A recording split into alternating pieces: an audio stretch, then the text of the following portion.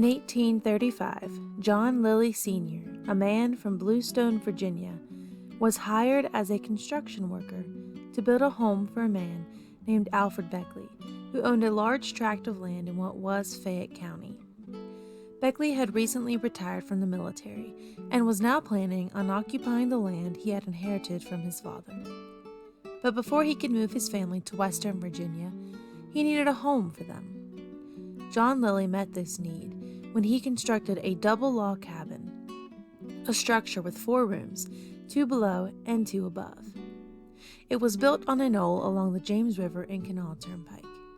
The house was originally named Park Place, and it was completed in 1836. Alfred Beckley arrived to inspect the home and later brought his wife and 3 sons to live there the next year. Beckley renamed the house Wildwood, for he had left the bustling city of Pittsburgh and settled right in the midst of a wild wood. Wildwood was not a house of opulence. It was a log structure covered in clapboard. There was no mention of archaeological evidence of an outdoor kitchen, and so it is believed that they cooked upon the open hearth in what later became the parlor. Across the hall now sits the library, which would have functioned as a sitting room for the family. Upstairs there were 2 bedrooms. Each of the 4 rooms had a fireplace and hearth, so that the house had 2 chimneys, one on each end of.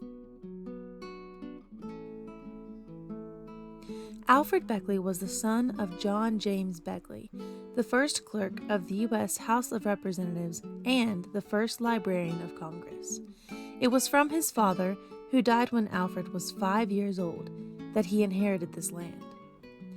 Alfred had attended West Point and graduated on July 1, 1823. He served 12 years in the U.S. Army, stationed in Florida, Virginia, Pittsburgh, and New York.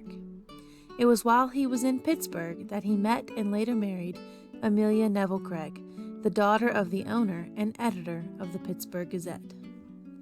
In 1836, Alfred resigned his commission as first lieutenant and then moved his family from Pittsburgh to Western Virginia.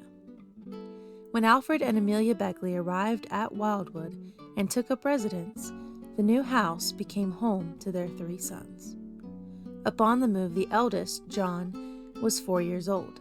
The second, Neville Craig, was 2, and the youngest, Henry Martin, was but a few months old. Over the next 8 years, Alfred and Amelia welcomed 3 more sons, William Gregory, Isaac Craig, and Alfred Beckley Jr., in 1839, 41, and 43 respectively. By December of 1844, Alfred and Amelia were celebrating Christmas at Wildwood with their 6 young sons and expecting their 7th child. In January of the next year, 1845, Amelia gave birth to their first daughter, Emma Jane. Unfortunately, Wildwood saw its first glimpse of tragedy 7 weeks after the delivery, when Amelia Beckley died due to complications from the birth. She passed away at Wildwood and was buried across the way in the Wildwood Cemetery. Alfred was left with 7 children under the age of 12, and so when Amelia's parents came to visit that year, they took Emma Jane and the 4 youngest sons back to Pittsburgh with them. The boys would survive to adulthood, but Emma Jane died at the age of 2 from scarlet fever. The children took turns spending time in Pittsburgh and Beckley and attending school when they could. Alfred Beckley did decide to remarry 5 years later, and Wildwood gained a new matron. Alfred married Jane B. Rapp on October 16, 1850. The couple had an 18-year age gap. Together, they had 2 more sons and 1 daughter. Stuart Heber was born in 1851, Daniel Webster in 1853, and Maria Elizabeth Beckley in 1857. Alfred was blessed with 9 children who grew up in Wildwood and lived to adulthood, a span of 24 years between the oldest and the youngest. The Beckley children were cared for and educated as best they could be in Western Virginia. Maria herself not only went to a ladies' school in Union, Greenbrier County in West Virginia, and she was trained on the first piano in Raleigh County by her own German piano instructor.